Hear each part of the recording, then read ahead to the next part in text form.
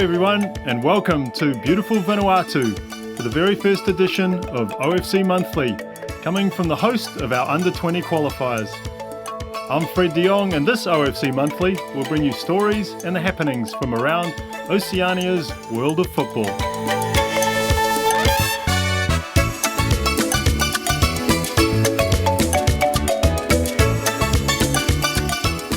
Coming up, we'll meet Bon Carlo from Vanuatu. We'll catch up with the Under-20 Championships underdogs. Catch up with some Just Play training in Fiji. Check out the pitch in the Cook Islands. Kurukuru preps for their Futsal World Cup. And New Zealand football puts forward their Futsal World Cup bid.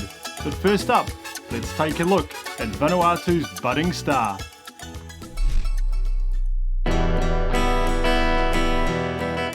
Bon Carlo was born in January 1997 and is a Vanuatuan footballer who plays as an attacking midfielder for Tawhea in the Port Vila Football League. He's also represented Vanuatu at every international level already.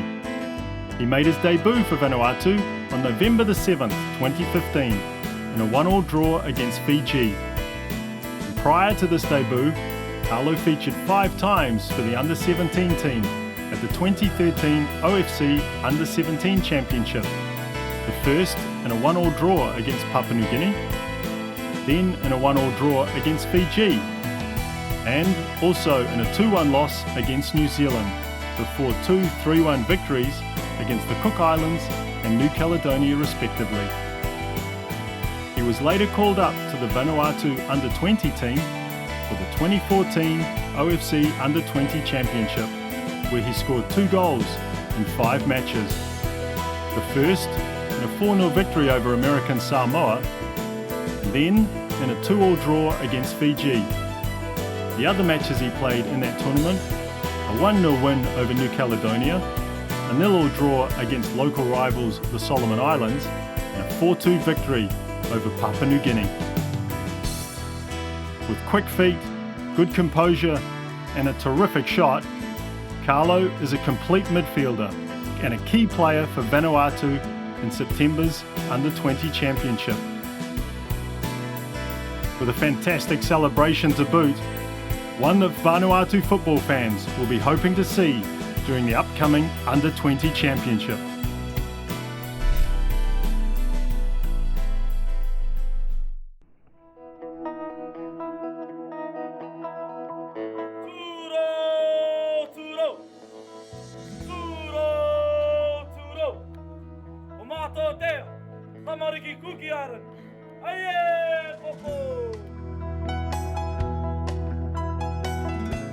Having secured their place in the 2016 OFC Under-20 Championship after topping the table at the qualifying stage in Tonga earlier this year, the Cook Islands Under-20 squad is geared up for the next challenge.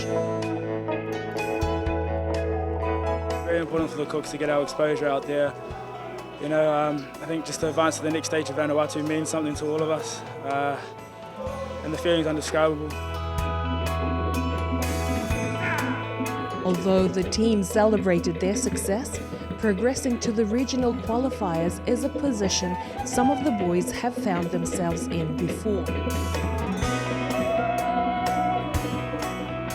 This is probably the second time I've been in a group that went to the next level.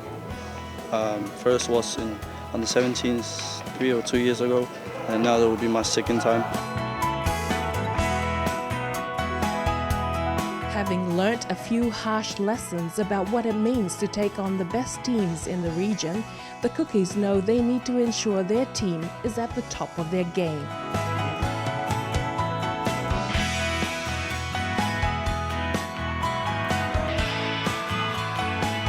Definitely going to be really tough. It's going to be harder, different type of teams, faster, stronger.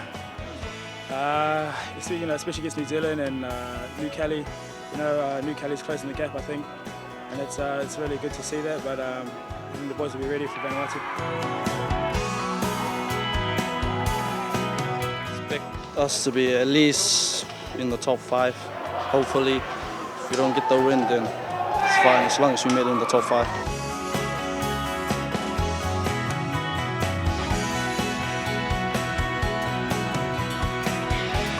The squad had a little over 2 months to prepare for the next stage, and although it has been 15 years since they last appeared at this age group, knowing they're up against the likes of New Zealand, Tahiti and Solomon Islands means they will have their work cut out for them.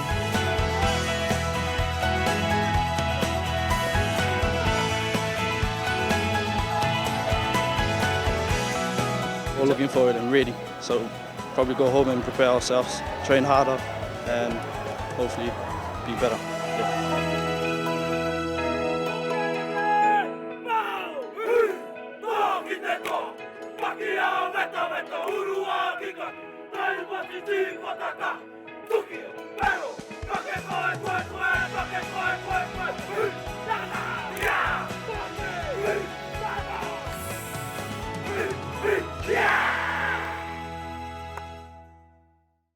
Fantastic haka there, boys, and all the best for the upcoming Under-20 Championship. Congratulations also to Oceania's Just Play team, who were recently nominated for the Beyond Sports Innovation Award. They continue to do great work throughout the Oceania region and recently held a 3-day monitoring and evaluation seminar in Suva. You can be all you can be. Life's your canvas, sketch your dream. You can be all you can be. And make no compromise, no, with me.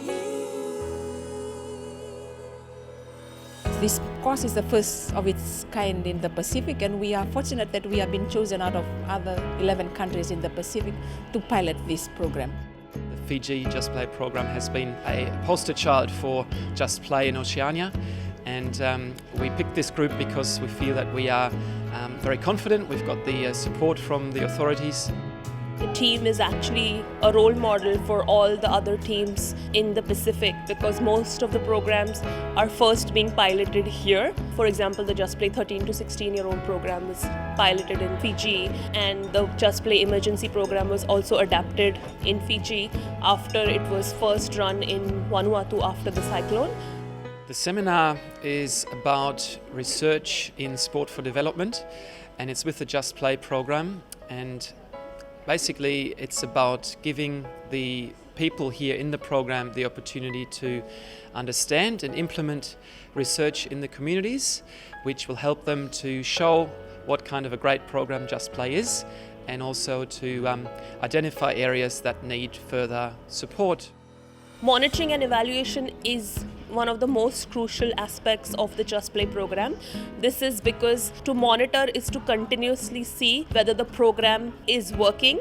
It is important for a variety of stakeholders, donors, because they want to know how their funding has been flowing into the programs. It's important for the taxpayers who ultimately also contribute their money that flows into the program. But besides the donor aspect, it is important for the program managers themselves. It's important to the people on the ground, because it is the people on the ground who ultimately benefit from the program, the children.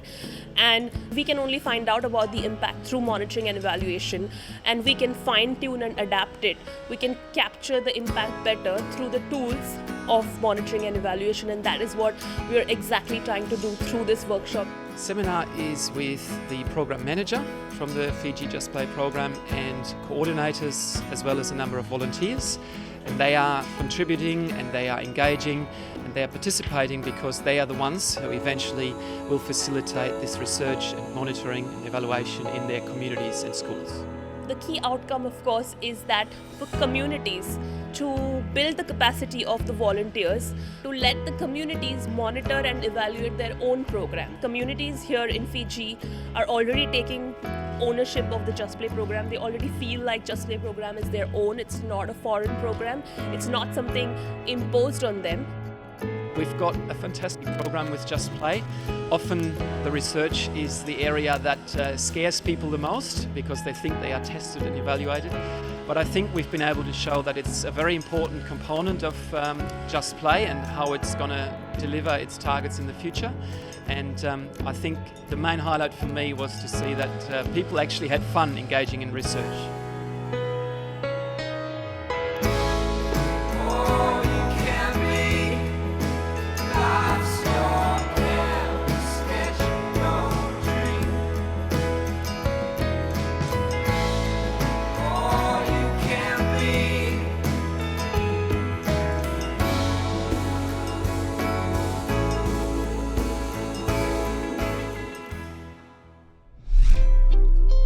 Cook Islands Football Association hosted Oceania's first FIFA Pitch Quality Seminar in June. Here's Harriet Tuara with that story. A pitch perfect is an ideal destination for every groundsman to arrive at, and for 7 of the Cook Islands' top groundskeepers, it is pivotal to upkeep and maintain frequently used pitches on Rarotonga. Easier said than done, with factors including harsh climates, restricted budget, and an open mandate for public use, it is almost too difficult to lift the standard of sports field pitches in the country. So how can our local groundsmen tackle some of these issues? This was the question of discussion at the FIFA Pitch Quality Seminar, which was held on Rarotonga from Thursday the 30th of June to Friday the 1st of July. At the helm of the workshop to answer all the difficult questions was pitch consultant and expert Dr. Mark Jennings-Temple from the Sports Turf Research Institute. This is the first FIFA workshop here dedicated for the ground staff, so we're here today to start to show the ground staff here what they can achieve, what they can do, and perhaps show them something a little different to what they do already, some different machinery, some different techniques, some different ideas, and also to show them how to monitor their fields and how to manage the fields relative to their condition and the amount of use they're receiving. The 2-day seminar was a learning and sharing experience for the groundsmen as they were able to grasp new concepts and techniques around pitch maintenance. Participants were also introduced to the pitch quality kits, which they received and learned firsthand. Never knew that there was any equipment that was out there to actually to test the quality of the field. So coming to this course, coming to this workshop really is really interesting. It's really helping, and I hope that it benefits me and my colleague and the National Stadium as a whole. For SIFA's ground manager Edwin Brown, workshops of this kind should be an ongoing and regular activity. With arguably the best pitch in the whole of the Cook Islands, Brown is adamant there is still room for improvements. We need people like Mark to come down, I don't know, maybe once every 2 years or whenever we can get him to come down. I think it's very good what he taught us today, like, you know, stuff that we didn't, you know, there's stuff we done today that probably we didn't think that we can do. It's a must that these kind of workshops should be held for all groundsmen on Rarotonga, especially all the club fields. So other club groundsmen would have the knowledge on how to bring their fields up to the standard. I'm not saying to a standard where you'll see an international, but to a proper, nice, proper standard. I've been for a walk over a couple of the fields and I've been chatting to the ground staff, and I think given the budgets and the equipment available, they're doing a fantastic job. You can see the field is green and it has full grass cover despite being used every day. Obviously with the weather conditions here, it's very good for grass growth and recovery. But there's always room for improvement and for tweaks here and there. You know, the levels could be a little bit better, but I realise the water table is very high. So I think given the situation we're in, I think they're looking great, but there's always the opportunity just to, always improve.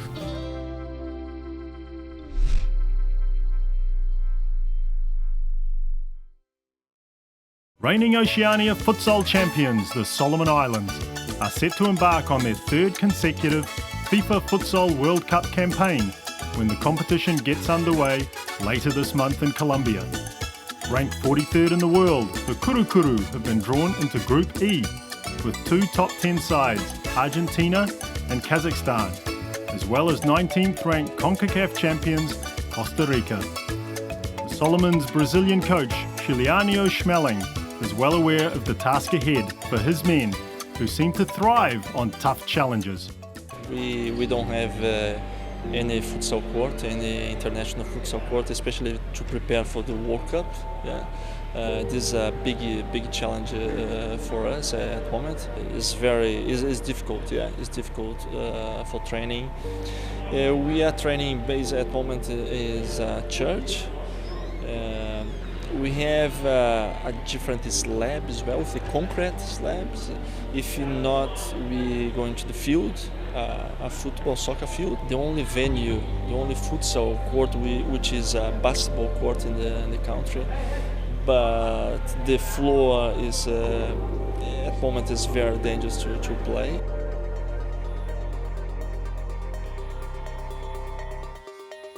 I don't have words to say about the players, about the culture, about the country.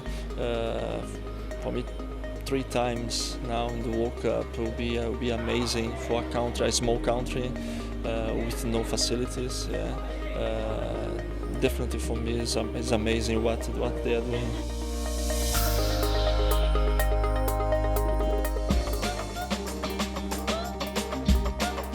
The culture is in some ways similar to Brazil.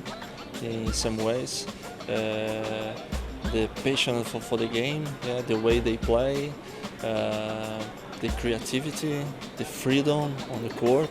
Yeah, this similar with Brazil is exactly like that. When they play with the freedom on the street, on the roads, or any space close to the houses, between the houses, any flat areas they are playing.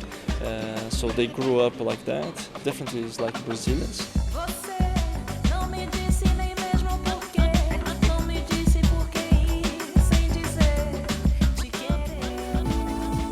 Country, they love futsal, they love soccer. Definitely, they follow a lot Kuru, especially because Kuru now going to the 3rd time in the World Cup. So they respect a lot Kuru, they admire a lot Kuru, and all the messages we are getting from the community now is very important for us. I think give extra power for the players. Keep going fighting and take a Solomon Islands flag very high. It will be a big challenge. Yeah, definitely will be a big challenge. First against Costa Rica, champion for CONCACAF, and then Argentina and Kazakhstan, the top 10 in the world.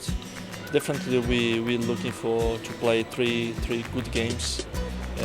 Good games, represent Solomon very well in the World Cup, and yeah, definitely we're looking to get some points. Because our plan definitely is going to the second round. Guatemala have it. One last attack back. Goalkeeper spilled it. It's all over. The Solomon Islands have their first ever victory at a FIFA Futsal World Cup, and do not go home empty-handed. The last World Cup we achieved a very nice result against Guatemala, and the players now with more maturity as well, older, with more experience. Definitely we can play three good games. Solomon Islands will first face Costa Rica on September the 12th, followed by Argentina 3 days later. In their final pool match, the Kuru will meet emerging European nation Kazakhstan on September the 18th. While the Solomon Islands chase futsal glory in Colombia, New Zealand is hoping to win the rights to host the next edition of the FIFA Futsal World Cup. Oceania is the only region yet to host futsal's premier international competition, and New Zealand is one of 7 national associations vying for the opportunity to stage the tournament in 2020. The Futsal Whites have never qualified for a World Cup and are ranked 73rd in the world, but have won 14 of their last 15 matches and finished runners-up at February's OFC Futsal Championship behind the Solomon Islands. New Zealand football's been involved with futsal now since late 2009. It's one of the fastest growing areas of the business, and it seemed to us like the perfect progression as we continue to expand the game is to bid for the FIFA Futsal World Cup and continue that growth of futsal in this country and across the globe. Yeah, look, some people would see it as ambitious, but we've developed a real development system. One of the best I see in the world for futsal at the moment. We're one of the emerging nations that have seen huge growth. We've gone from 700 players to over 21,000 in just 7 years. So certainly from our perspective, no, it's not optimistic. It's something we believe we've earned. Look, in terms of a growth opportunity, if we win the FIFA Futsal World Cup bid, it's just going to accelerate that growth even further. I mean, one of the key strategies around this World Cup is not just about the World Cup, it's about the whole system of development that futsal needs to get it to be in a global recognised sport, and that's what this World Cup bid's about. It's about actually expanding the whole game of futsal and developing the whole system, inviting countries in to see what we're doing here and spreading that around the world. So we're certainly not being selfish about this World Cup. This World Cup bid is about futsal for the globe. It's not just about New Zealand, but obviously with that it will grow the game in this country as well. I mean, if you look at the growth of futsal worldwide now, it's the fastest growing indoor team sport in the world. This will be the catalyst to push it to that next level. There's a lot of good things happening around the world now with professional leagues coming in place outside of Spain and Brazil and Portugal and Italy, and there's a lot of good traction happening.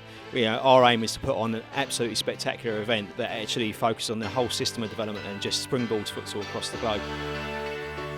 So we're very, very blessed in New Zealand to have some absolutely outstanding facilities, not just in terms of international facilities, but we've got good futsal courts and gyms now in schools. We've got an ambitious project at the moment called the Goals for Schools project, which this will expand on, which is putting futsal goalposts into school playgrounds across the country and into school gyms. So we've got a lot of facilities, and that's going to help with this. For me, this is it's a dream. We've worked hard in New Zealand to develop futsal. We want to be seen as a world leader, and to get this event will put us on the map.